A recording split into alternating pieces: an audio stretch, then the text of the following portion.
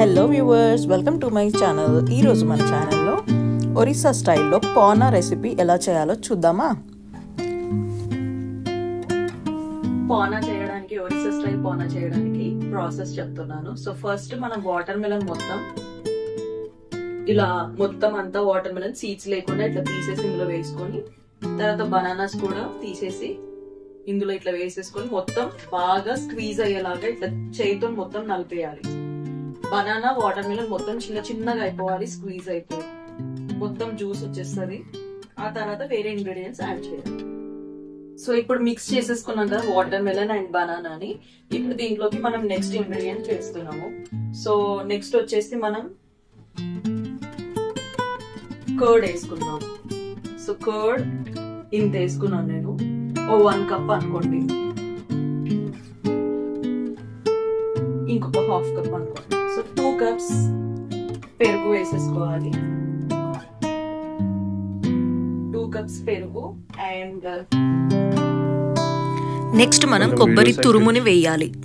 ఇది వచ్చేసి కొబ్బరిని గ్రైండ్ చేసి పెట్టుకున్నాను.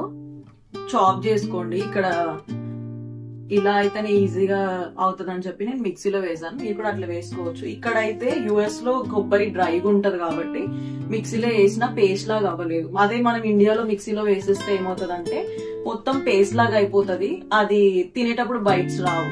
సో అందుకని మీరు తురుముకోండి. సో కొబ్బరి తురుముకుంటే బాగుంటది. సో ఇప్పుడు ఇదంతా వేసేసుకుందాము. తురుముకున్న కొబ్బరి వేసేసుకొని కలుపుకోవాలి. ఇప్పుడు బాగా ఇదంతా మిక్స్ అయ్యేలాగా.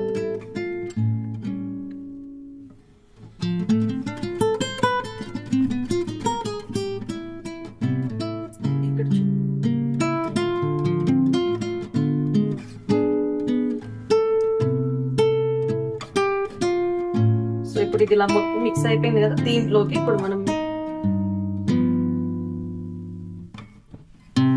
మిల్క్ వేసేసుకుందాం.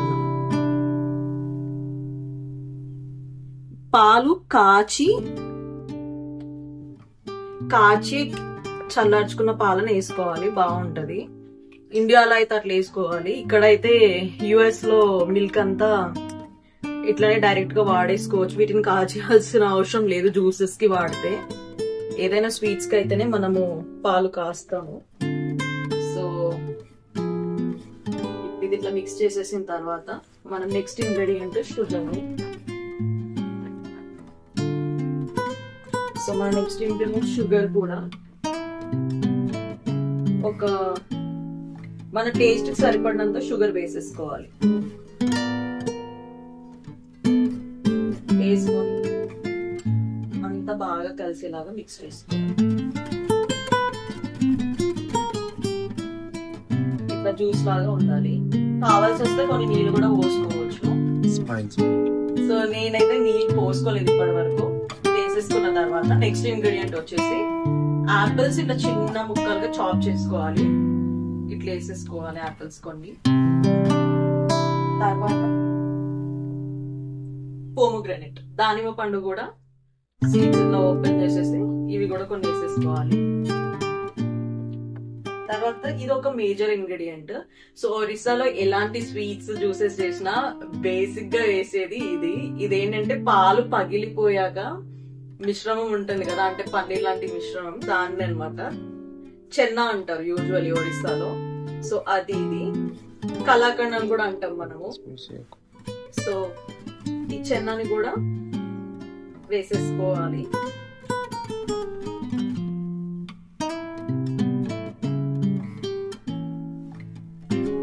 ఇప్పుడు ఇవన్నీ వేసేసుకున్న తర్వాత కొన్ని నీళ్ళు కూడా వేసేసుకొని టేస్ట్ అడ్జస్ట్ అయ్యేలాగా చెక్ చేసుకొని మనం తాగేయడమే. సో ఇప్పుడు దీనిలో కలిపి రెడీ అయిపోయింది. ఇప్పుడు మనం కన్సిస్టెన్సీ కొంచెం ఇంకా వాటర్ అవ్వాలి కాబట్టి కొన్ని ఎక్కువ పాలు వేసేయకండి. మొత్తం పాలే వేస్తే అంత చిక్కగా అయిపోయి అంత మంచిగా అనిపించదు. సో నేను కొంచెం వాటర్ వేస్తున్నాను. వాటర్ చాలా చల్లని తీసుకోండి. ఫ్రీజ్ ఉంటే జ్యూస్ తాగడానికి చల్లగా మంచిగా అనిపిస్తుంది. సమ్మర్ కదా, ఇప్పుడు సమ్మర్ కి ఇలాంటి డ్రింక్స్ చాలా ఉపయోగపడుతుంది. అన్ని ఫ్రూట్స్ ఉంటాయి. పెరుగు పాలు అన్ని ఉంటాయి, మంచిగా ఉంటది, చాలా టేస్టీగా ఉంటది. నేను కూడా ఫస్ట్ లో ఏంటిది అన్ని ఫ్రూట్స్ ఇట్లా చేస్తున్నారని మా అత్తయ్య వాళ్ళు ఇంట్లో చేసినప్పుడు చాలా కన్ఫ్యూజింగ్ గా తాగదొద్దా అనుకుంటూ తాగేదాన్ని. బట్ తాగిన తర్వాత టేస్ట్ చాలా బాగుండే, చాలా నచ్చింది. సో అందుకే నేను ఈ రెసిపీని నచ్చి నేను కూడా చేయడం అలవాటు చేసుకున్నాను. సో ఇదండి ప్రాసెస్. మళ్ళీ ఒకసారి క్లియర్ గా ఎక్స్ప్లెయిన్ చేస్తున్నాను. ఫస్ట్ వాటర్ మిలన్ ఇంకా బనానా మొత్తం స్క్వీజ్ చేసుకున్న తర్వాత దాంట్లోకి యాపిల్ ముక్కలు, కర్డ్, పెరుగు, షుగర్ అండ్ దానిమ్మ గింజలు, పోమోగ్రెనేట్ అండ్ కోవా లాంటి అంటే పన్నీర్ లాంటి మిక్స్చర్ ఒకటి, చెన్న, పాలు విరగొట్టిన మిశ్రమం. సో ఇవన్నీ వేసేసుకొని మంచిగా కలిపేసుకొని లాస్ట్ కి మనకి కన్సిస్టెన్సీ కావాల్సిన జ్యూస్ లాగా లూజ్ గా కావాలి, వాటర్ లిక్విడ్ కన్సిస్టెన్సీకి సరిపడా యాడ్ చేయాలి. వాటర్ వేసేసుకొని కలిపేసుకుంటే మనకి పోనా రెడీ అయిపోయింది. ఈ పోనా మిశ్రమాన్ని యూజువల్లీ మనకి ఒరిస్సా వాళ్ళ స్టైల్లో శివరాత్రి రోజు మనం సాయంత్రం ఫ్రూట్స్ అన్ని తింటూ ఒక్క పొద్దు ఇరుస్తాం కదా. సో అట్లా కాకుండా ఒరిస్సా వాళ్ళు ఎట్లా చేస్తారంటే ఇట్లా జ్యూస్ చేసుకొని ఈ జ్యూస్ దాగి ఒక్క పొద్దు ఇరుస్తారు అనమాట. ఇది నాకు మా అత్త వాళ్ళ ఇంటికి వెళ్ళిన తర్వాతనే నాకు ఈ ప్రాసెస్ అలవాటు అయ్యింది. సో మీరు కూడా ఈసారి శివరాత్రికి గానీ నెక్స్ట్ టైం శివరాత్రికి గానీ మీకు ఎప్పుడైనా కుదిరినప్పుడు, ఇది శివరాత్రి అనే కాదు, ఎప్పుడైనా సమ్మర్ లో గానీ ఇంకెప్పుడైనా మీకు జ్యూస్ తాగాలని ఇంట్రెస్ట్ వచ్చినప్పుడు, లేదంటే చాలా ఫ్రూట్స్ ఉంటాయి, పూజలు పురస్కారాలు అవన్నీ చేసినప్పుడు ఫ్రూట్స్ అన్ని చాలా మిగిలిపోతాయి కదా. సో అవన్నీ వేస్ట్ చేయడం ఎందుకు, ఇట్లా జ్యూస్ చేసుకొని తాగితే చాలా టేస్టీగా ఉంటుంది, చాలా బాగుంటుంది. Different recipe. మీరు కూడా ట్రై చేసి నాకు కామెంట్స్ లో ఎలా ఉంటుందో చెప్పండి, మీకు ఎలా కుదిరిందో చెప్పండి. అండ్ ఇప్పుడు మనం దీన్ని ఈ జ్యూస్ ని సర్వ్ చేసుకుందాం. సో ఎలా సర్వ్ చేసుకుందామో చూద్దాం. సో ఇప్పుడు మనం ఈ జ్యూస్ ని ఎలా డిఫరెంట్ గా సర్వ్ చేసుకోవాలో చూద్దాము. నేను ఇక్కడ ముందు వాటర్ మిలన్ తీసేసాను కదా, సో మధ్యలో నుంచి అంత వాటర్ మిలన్ తీసేస్తే ఖాళీ అయిపోయింది కదా. సో ఇదే నేను సర్వింగ్ బౌల్ లాగా ఈరోజు ఈ జ్యూస్ కి వాడుకుందాం అనుకుంటున్నాను. డిఫరెంట్ గా న్యాచురల్ లుక్ ఉంటుందని చెప్పి నేను దీన్ని ఇలానే ఉంచాను. సో ఇప్పుడు దీంట్లోకి మనం చేసుకున్న పోనాని యాడ్ చేసేసుకుందాం.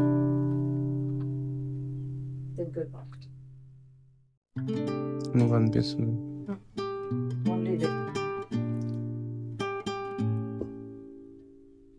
సో మనం ఈ పోనాలోకి బ్లాక్ గ్రేప్స్ ఉంటే అవి కూడా వేసుకోవచ్చు. బ్లాక్, గ్రీన్ ఏవైనా గ్రేప్స్ కూడా వేసుకుంటే మంచిగా అవుతుంది, అది కూడా టేస్ట్ బాగుంటది. నాకు అవి అవైలబుల్ గా లేవు కాబట్టి నేను ఇవే చేశాను, మీకుంటే మీరు వేసుకోవచ్చు.